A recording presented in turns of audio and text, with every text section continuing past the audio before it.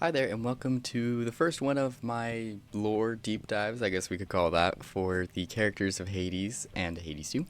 Just because I've just been really into playing Hades recently, and I'm extremely hyped for the second game. So, of course, I've got to start off with the main character, the protagonist of this second game, the sequel. It's going to be Melinoë. This chthonic goddess is the goddess of nightmares, madness, and sometimes the moon. It kind of depends on where your source is. That they'll say she's like any one of those, some combination. They'll also add on she's the goddess of like funeral rites, and some say she's like somewhat of a goddess of justice. Again, it just depends where you're pulling your source from, but it seems like the biggest overlap is nightmares and madness. That seems to be the common denominator between a lot of sources. She is the daughter of Persephone and Zeus, who took the form of Hades during that. And there's a lot of conflicting information about this, actually, because some say that Zeus and Hades were the same person at some point, or they're actually just two sides of the same god.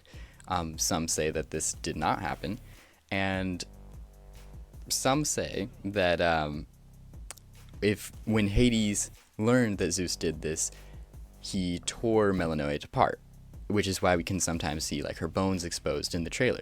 However, given that that Melinoë has the heterochromia like Zagreus, it heavily implies that Hades is actually the father, and Persephone is, of course, the mother. Still, just in terms of the game, but in terms of mythology, it's kind of a toss-up which one it actually is. She was born at the mouth of the Cocytus, which is one of the rivers we're familiar with in playing Hades. It's just one of the underworld rivers. And she's depicted as being half black, half white to show the duality between Zeus and Hades, as well as the duality between the dark and light side of the moon. That last bit is more of me speculating from an art standpoint. Seems like there's going to be a lot of emphasis on the moon and night, so I think that we'll be seeing a lot of these light and dark themes.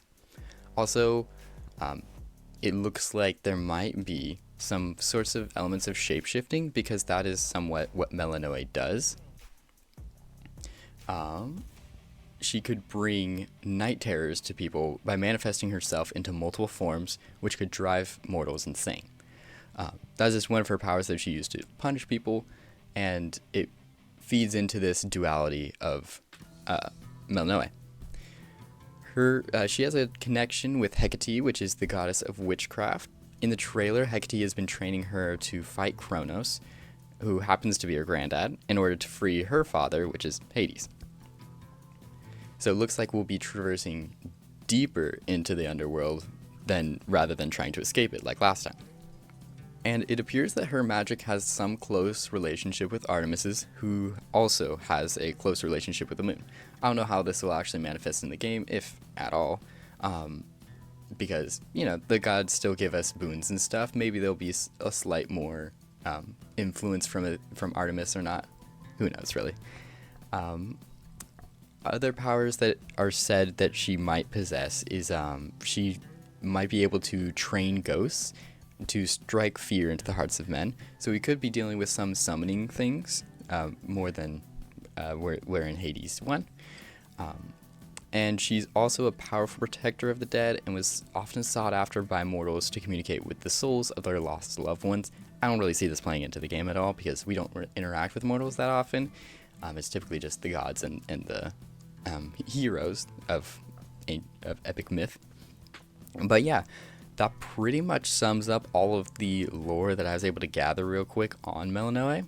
Of course, Supergiant loves to have a very vague protagonist just so that they can do whatever they want with them, essentially, which makes a lot of sense. And I'm really interested to see the ways in which they take this character and the whole cast around her. So yeah, thank you for watching, and give a like, subscribe, whatever you like, and I'll see you guys in the next one.